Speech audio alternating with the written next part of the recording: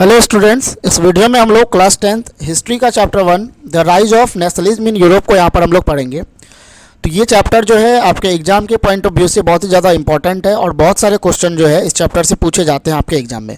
तो वीडियो को आप ध्यान से देखिएगा ताकि आप अच्छा स्कोर आप अपने एग्जाम में कर सकें। तो चलिए हम लोग वीडियो को शुरू करते हैं। तो आपका यहाँ पर जो चैप्टर का नाम है the rise of nationalism in Europe. तो पहले यहाँ पर हम लोग समझते हैं कि ये नेशनलिज्म क्या होता है। ठीक है, तो नेशनलिज्म जो है ये वर्ड आप पहले भी क्लास 8 या 9 में सुने होंगे, या हो सकता है कि आप इसका डेफिनेशन जानते भी होंगे, है ना। ये होता क्या है आप पहले से जान भी रहे होंगे। तो नेशनलिज्म का मतलब होता है कि लोगों के अंदर एक फीलिंग का आना, किसके प्रति? अपने नेशन के प्रति। नेशन से वो प्रेम करे, नेशन पर वो गर्व करे, इस तरीके का फीलिंग उसके अंदर आना, यही नेशनलिज्म है। ठीक है, पहले क्या होता था कि लोग अलग अलग एरिया में बटे हुए थे। सपोज इंडिया को यदि लिया जाए तो हमारा इंडिया क्या था, वो डिफरेंट माने विलेजेस में अभी भी बटा हुआ है, तो वो पहले भी बटा हुआ था, है ना। और लोग जो है अपने गांव तक ही मतलब सीमित थे, वो पूरे नेशन को जो है नहीं जानते थे, पूरे नेशन को जो है उस लेकर उसके मन में कोई भावना नहीं था। तो इसी भावना को जागृत करने के लिए जो है अलग अलग फ्रीडम फाइटर के द्वारा क्या किया गया, कोशिश किया गया, तब लोगों के अंदर एक नेशनलिज्म यहाँ पर राइज हुआ है। तो यहाँ तो हम लोग चूँकि इंडिया को नहीं पढ़ रहे, यहाँ पे हम लोग पढ़ रहे हैं यूरोप को। तो यूरोप में किस तरीके से नेशनलिज्म आया है, इस चैप्टर में हम लोग को इसी को पढ़ना है। ठीक है, तो चलिए हम लोग देखते हैं कि क्या आपके बुक में दिया गया है। तो यहाँ देखिए दिया गया है, तो लाइन बाय लाइन यहाँ पे हम इसको पढ़ रहे हैं और आप बुक लेकर साथ में बैठिएगा ताकि चैप्टर आपका अच्छे से क्लियर हो सके। यहाँ पे दिया गया, in 1848 Frederic Sorrieu a French artist prepared a series of 4 prints visualising his dream of a world made up of democratic and social republics. तो यहाँ पे क्या है, 1848 में फ्रेडरिक सोडियो कौन था? ये तो एक फ्रेंच आर्टिस्ट था। ये पूछा गया है कई बार, क्वेश्चन बोर्ड एग्जाम में कई बार पूछा गया है कि फ्रेडरिक सोडियो जो था वो कौन था। तो वो क्या था? एक फ्रेंच आर्टिस्ट था। Prepared a series of 4 prints, उसने क्या किया है कि 4 प्रिंट का, है ना, 4 प्रिंट का जो है एक सीरीज़ तैयार किया है वो। ठीक है, मतलब 4 एक तरीके का वो ड्राइंग बनाया है और उसका एक तरीके का सीरीज़ बनाया है। सीरीज़ का मतलब क्या है? एक तरीके का सारा ड्राइंग को जब हम लोग पिनअप कर दिए और सारा ड्राइंग एक दूसरे से मतलब जो है सपोज कि एक ड्राइंग मान लेते हैं यहाँ पे बनाया गया, जैसे कि एक फिगर ऊपर दिया गया है, जैसे ये देखिए फिगर 1, तो ये उसका एक ड्राइंग है। इससे ही और इसके बाद एक और ड्राइंग वो बनाया, फिर उसके बाद एक और बनाया, इस तरीके से 4 ड्राइंग बनाया है वो, और चारों एक ही से रिलेटेड चीज़ है। ठीक है, तो उस तरीके से यहाँ पे दिया गया। फ्रेडरिक सोडियो की तरह क्या किया गया है, 4 प्रिंट का जो है एक सीरीज़ तैयार किया गया है। विजुअलाइजिंग हिज ड्रीम, उसमें वो क्या किया गया है कि अपना जो ड्रीम था उसका, तो उसका ड्रीम क्या है, of a world made up of democratic and social Republic, कि वो पूरा दुनिया को जो है वो डेमोक्रेटिक और सोशल रिपब्लिक के रूप में देखना चाहता था। डेमोक्रेटिक आप समझ रहे हैं, है ना, जैसे हमारा इंडिया भी एक डेमोक्रेटिक कंट्री है। ठीक है, तो डेमोक्रेटिक का मतलब लोकतंत्र, जहाँ पे रूल ऑफ पीपल हो, यानी कि लोगों का रूल हो, है ना। और सोशल रिपब्लिक का मतलब क्या होता है? तो सोशल का मतलब होता है कि आपका सोशल बैकग्राउंड पे और इकोनॉमिक बैकग्राउंड पे लोगों में क्या हो, इक्वालिटी हो। और रिपब्लिक का मतलब होता है कि हेड ऑफ जो स्टेट है, यानी कंट्री का हेड जो है वो लोगों के द्वारा चुना जाए, उसी को हम लोग रिपब्लिक बोलते हैं। तो वो पूरे वर्ल्ड को डेमोक्रेटिक और सोशल रिपब्लिक के रूप में वो देखना चाहता था, और उसी के मतलब जो है ड्रीम को जो है वो क्या करता है, अपना प्रिंट के रूप में उसको दिखाता है। एज ही कॉल्ड देम, जैसा कि वो कहता था। The first print of the series shows the people of Europe and America. तो फर्स्ट प्रिंट में, सीरीज के पहले प्रिंट में जो है वो क्या करता है, यूरोप और अमेरिका के लोगों को दिखाता है। ठीक है, man and women of all edges and social classes, जिसमें यहाँ पर लिखा हुआ है कि मैन और वमेन जो है हर एज का, हर सोशल क्लासेस से जो है यहाँ पे marching in a long train, जो एक लंबे ट्रेन में, ट्रेन का मतलब क्या होता है, कतार में, ठीक है, मार्च करते हुए जो है, and offering homage to the statue of liberty, और स्टेचू ऑफ लिबर्टी को वो लोग होमेज करते हो। होमेज मतलब होता है श्रद्धांजलि देना, उसके सामने श्रद्धा से सर झुकाना। As they pass by it, यानी कि जब वो, यहाँ पर फोटो देख लीजिए आप, वो पहला जो प्रिंट यहाँ पे बनाया गया जिसमें आपका यूरोप और अमेरिका के लोगों को यहाँ पर दिखाया गया है, जो क्या कर रहे हैं कि एक लॉन्ग ट्रेन में जो है, एक लंबे कतार में ये लोग यहाँ पे गुजर रहे हैं, और जैसे ही वो स्टेचू ऑफ लिबर्टी के पास से गुजरते हैं तो इसको अपना श्रद्धांजलि अर्पित करते हैं यहाँ पर, और फिर इसके बगल से यहाँ पे वो गुजर जाते हैं। ठीक है, तो ये चीज़ यहाँ पर इसके द्वारा बनाया गया, फ्रेडरिक सोडियो के द्वारा। तो और अच्छे से इसके एक बार देख लेते हैं क्या यहाँ तक बोला गया है। इसमें बोला गया कि 1848 में फ्रेडरिक सोडियो के द्वारा, जो एक फ्रेंच आर्टिस्ट है, 4 प्रिंट का एक सीरीज इसके द्वारा तैयार किया गया, जिसमें उसने अपने ड्रीम जो है उसका ड्रीम क्या था कि वो पूरे वर्ल्ड को डेमोक्रेटिक और सोशल रिपब्लिक के रूप में देखना चाहता था। उसको वो अपने प्रिंट के माध्यम से यहाँ पर दिखाता है, ठीक है, जिसमें यूरोप और अमेरिका के लोग जो है, चाहे वो मैन वुमेन हो या किसी भी सोशल क्लास के से वो बिलोंग करता हो, वो एक लंबी कतार में वो मार्च करते हुए जो है वो यहाँ से गुजर रहा है। और वो जैसे ही स्टेचू ऑफ लिबर्टी के पास से जो है गुजरता है तो वो उसको होमेज देता हुआ आगे बढ़ता है। एज यू वुड रिकॉल, यहाँ पे हो गया जैसा कि आपको याद है, artist of the time of the French revolution. तो फ्रेंच रिवोल्यूशन के समय के जो आर्टिस्ट होते थे, ठीक है, फ्रेंच रिवोल्यूशन को भी यहाँ पर नीचे डिस्कस किया गया है। यदि आप नहीं जान रहे इसको तो अभी हम लोग थोड़ा देर बाद इसको भी हम लोग देखेंगे। तो फ्रेंच रिवोल्यूशन के समय के जो आर्टिस्ट होते थे, personified liberty as a female figure. तो वो लिबर्टी को, है ना, लिबर्टी मतलब आज़ादी, स्वतंत्रता को वो पर्सनिफाई करते थे, मतलब एक व्यक्ति का रूप देते थे, उसको एक मूर्त रूप देते थे एक फीमेल फिगर के रूप में, ठीक है। इसका भी रीज़न है, वो भी चीज़ हम लोग आगे समझेंगे। मतलब पहले के जो कलाकार थे, जो आर्टिस्ट थे, वो आज़ादी को एक फीमेल फिगर के रूप में दिखाते थे, ठीक है। जैसे कि हमारे इंडिया में ये भारत माता, तो क्या है, तो भारत को एक फीमेल फिगर के रूप में वहाँ पे दिखाया गया। Here you can recognise the torch of enlightenment she bears in one hand. तो यहाँ पे आप रिकॉग्नाइज कर सकते हैं, पहचान सकते हैं कि इस स्टेचू ऑफ लिबर्टी के एक हाथ में क्या है, यहाँ पे टॉर्च ऑफ इनलाइटमेंट है, यानी कि मसाल है, और एक हाथ में यहाँ पे क्या है कि कॉन्स्टिट्यूशन है, ठीक है। तो देख लेते हैं यहाँ पे क्या दिया गया है। तो यहाँ पे लिखा है here you can recognise the torch of enlightenment she bears in one hand. तो वन हैंड में यहाँ पे उसके द्वारा टॉर्च ऑफ इनलाइटमेंट को बियर किया गया है। And the charter of the right of man in the other, और दूसरे हाथ में जो है राइट ऑफ मैन, यानी कि जो वहाँ पे लोग को क्या अधिकार है उसका चार्टर है। चार्टर किसको बोला जाता है? चार्टर का मतलब होता है कि एक गवर्नमेंट का ऑर्डर, ठीक है, गवर्नमेंट के द्वारा जब कोई मान लेते हैं लेटर निकाला जाता है, उस पर वो साइन होता है, ठीक है, तो वो एक तरीके का हमारा कॉन्स्टिट्यूशन वगैरह हो गया, वो भी क्या है, एक चार्टर है, यानी कि लोगों का जो राइट है उसका एक बुक है वो, ठीक है, तो वही चार्टर हो गया, है ना। यदि राज आदेश होता है, मान राजा का कोई आदेश निकाला जाता है तो उसी को चार्टर बोला जाता है। On the earth in the foreground, ठीक है, और यहाँ पे लिखा हुआ है अर्थ पर, यानी कि ज़मीन पर जो है, फोरग्राउंड मतलब होता है ऑफ द इमेज, यानी कि इमेज के सामने, lie the scattered remains of the symbol of absolutist institution. Lie the scattered, यहाँ पे सेटर्ड है, सेटर्ड मतलब क्या होता है, बिखरा हुआ, ठीक है, ये पड़ा हुआ है, क्या बिखरा हुआ है, तो remains of the symbol of absolutist institution, जो एब्सोल्यूटिस्ट इंस्टीट्यूशंस है, यानी कि जो मोनार्क वगैरह थे, है ना, उसका जो इंस्टीट्यूशंस वगैरह है उसका रिमेन्स वगैरह यहाँ पर जो बिखरा हुआ है। तो एब्सोल्यूटिस्ट को यहाँ पर जो है अच्छे से यहाँ पे बताया गया है, देख लेते हैं क्या दिया गया।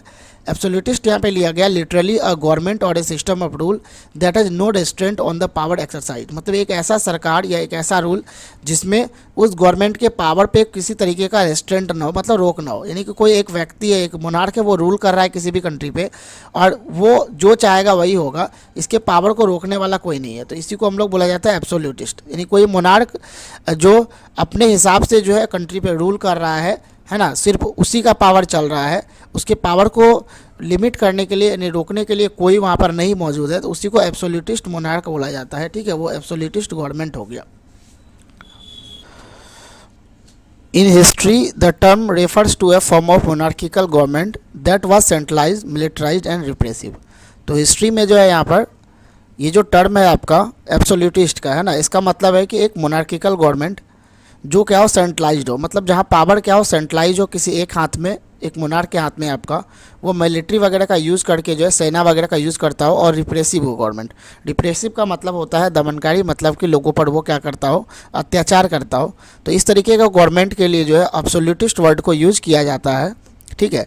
तो यहाँ पे लिखा गया है कि आपका अर्थ में फोरग्राउंड मतलब आगे जो है आपका जो स्टेचू ऑफ लिबर्टी है या जो लोग यहाँ पर जो मार्च कर रहे हैं उसके आगे आपका क्या है, तो जो रिमेन्स है एब्सोल्यूटिस्ट इंस्टीट्यूशन का, यानी कि राजा का जो यहाँ पर जो मोनार्क है उसका जो इंस्टीट्यूशंस है जहाँ से वो रूल कर रहा है, उसके जो रिमेन्स वगैरह है वो सेटर्ड है, यानी वो बिखरे हुए हैं, यानी कि ये दिखा रहा है कि जो एब्सोल्यूटिस्ट हमारा सिस्टम है वो अब खत्म हो चुका है और कंट्री के अंदर क्या आ गया है, डेमोक्रेसी आपका आ गया है। इस चीज़ को ये आपका शो कर रहा है।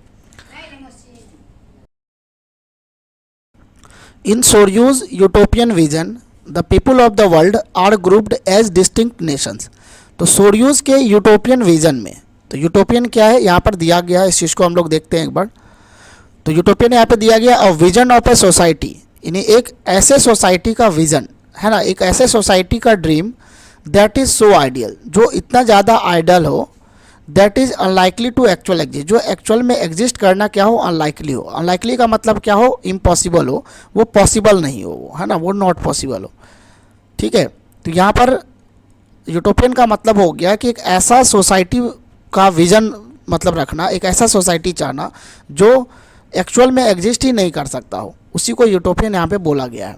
तो इन सोर्यूज यूटोपियन विजन, सोर्यू के इस विजन में the peoples of the world, world के लोगों को आर ग्रुप, यानी ग्रुप किया गया है एज डिस्टिंक्ट नेशन, उसको अलग अलग नेशन के रूप में डिस्टिंक्ट किया गया है, अलग अलग नेशंस के रूप में, है ना। नेशन का मतलब क्या है कि एक तरीके का अलग अलग उसको कंट्री बना दिया गया। लेकिन पहले क्या होता था, जैसे सपोज ये हमारा पूरा वर्ल्ड हो गया, तो कोई डायनेस्टीज़ है जो माने यहाँ तक रूल कर रहा है, कोई अदर डायनेस्टीज़ है यहाँ रूल कर रहा है, कोई डायनेस्टीज़ है यहाँ रूल कर रहा है। तो इस तरीके से अलग अलग डायनेस्टिक यहाँ पे रूलर्स होते थे। ठीक है, तो उस समय क्या था कि नेशन में आपका कंट्री बटा हुआ नहीं था।